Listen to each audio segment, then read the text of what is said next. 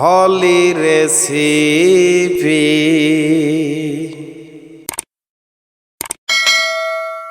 আজ আমি আপনাদের তৈরি করে দেখাবো বেলার ঝামেলা ছাড়াই ডিম পরোটা। ডিম পরোটা বেলার ঝামেলা ছাড়া কিভাবে পারফেক্ট তৈরি করতে হয় সেটাই আজ আমি আপনাদের তৈরি করে দেখাবো। তাহলে চলুন কথা না বাড়িয়ে আসল কাজটা শুরু করা যাক।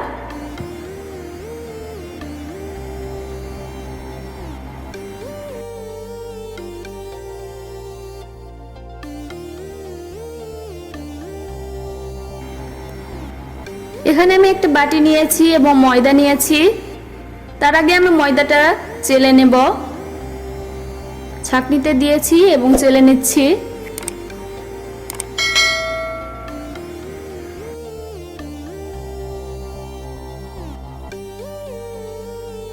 এই যে আমার আটা চেলে নেওয়া হয়ে গিয়েছে।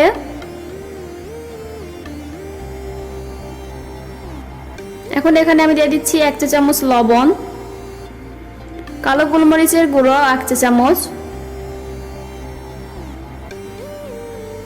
শুকনো মরিচের গুঁড়ো 1 চা চামচ। সব শুকনো উপকরণগুলো আমি একসাথে মিক্স করে নিচ্ছি।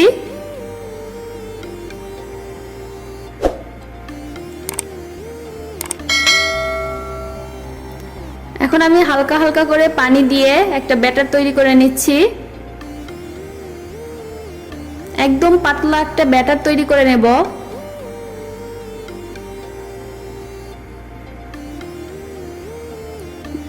একেবারে পানি দিতে যাবেন না, তাহলে দলা পেকে থাকবে। হালকা হালকা করে পানি দিবেন এবং অনবরত এরকম নাড়বেন যেন কোনো দানা না থাকে।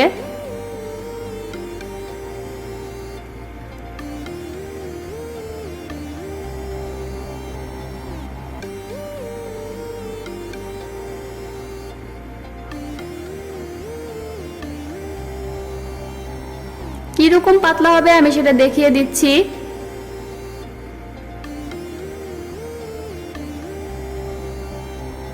একদম পাতলাও না, আবার একদম ঘনও না।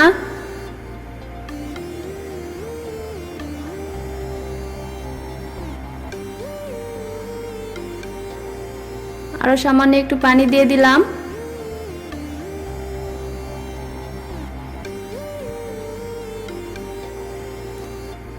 এটা আপনাদের বুঝে নিতে হবে যে কতটুকু পাতলা আছে, এটা বলে বোঝানো যাবে না। এই যে তবুও আমি দেখিয়ে দিচ্ছি, দেখেন চামচের থেকে পড়ার পর শেষে 2-1 ফোঁটা থাকছেই। আমার ব্যাটার রেডি। এখন চলে আসলাম, একটা ফ্রাই প্যানে তেল দিয়েছি।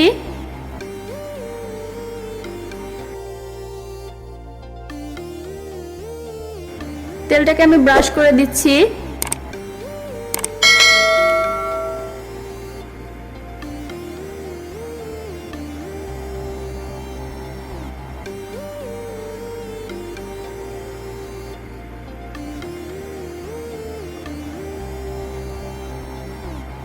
আর চুলার আঁচটা একদম লো থাকবে। একটা চামচের সাহায্যে আমি দিয়ে দিচ্ছি।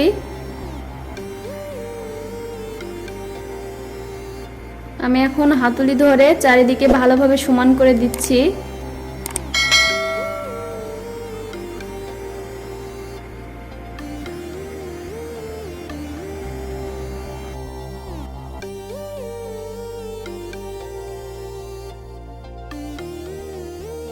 কিছুক্ষণ পর দেখতে পাচ্ছেন উপরটা যখন একদম সেদ্ধ হয়ে এসেছে, তখন আমি কিছু কাঁচামরিচ কুচি এবং একটা ডিম ভেঙে দিচ্ছি।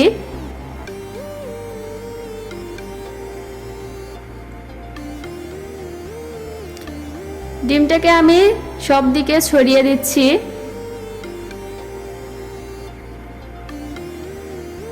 কুসুমটা আমি ভেঙে দিলাম। এখন এইভাবে আমি যেরকম ভাবে মোগলাই তৈরি করা হয়, লবণের ছিটে দিতে হবে। এই রকম ভাবে একদিক থেকে উল্টে দিয়ে অন্য দিক থেকে আবার উল্টে দিতে হবে। যেরকম মোগলাই থাকে ওই রকম করতে হবে, একটু সাবধানে করতে হবে, এইটা এই সময় খুব নরম থাকে।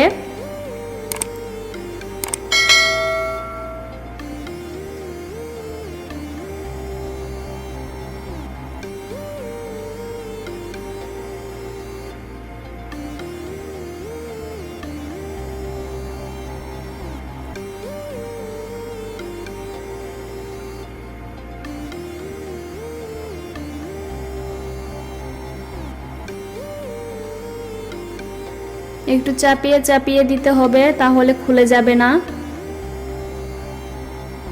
এরকম উল্টিয়ে ওপর পৃষ্ঠ ভালোভাবে ভাজতে হবে।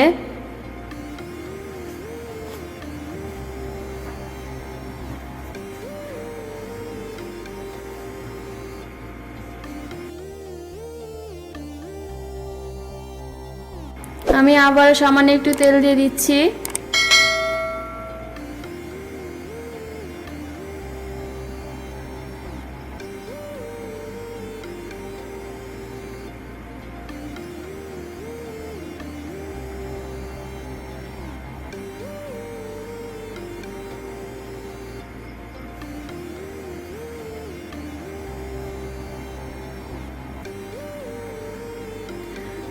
এরকম এক পিঠ হয়ে গেলে অপর পিঠ উল্টিয়ে পাল্টিয়ে ভেজে নিতে হবে।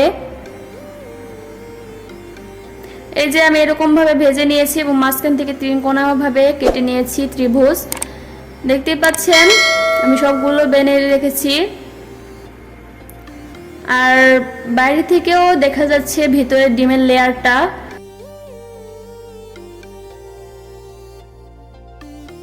আমি হাত দিয়ে ভালোভাবে দেখিয়ে দিচ্ছি।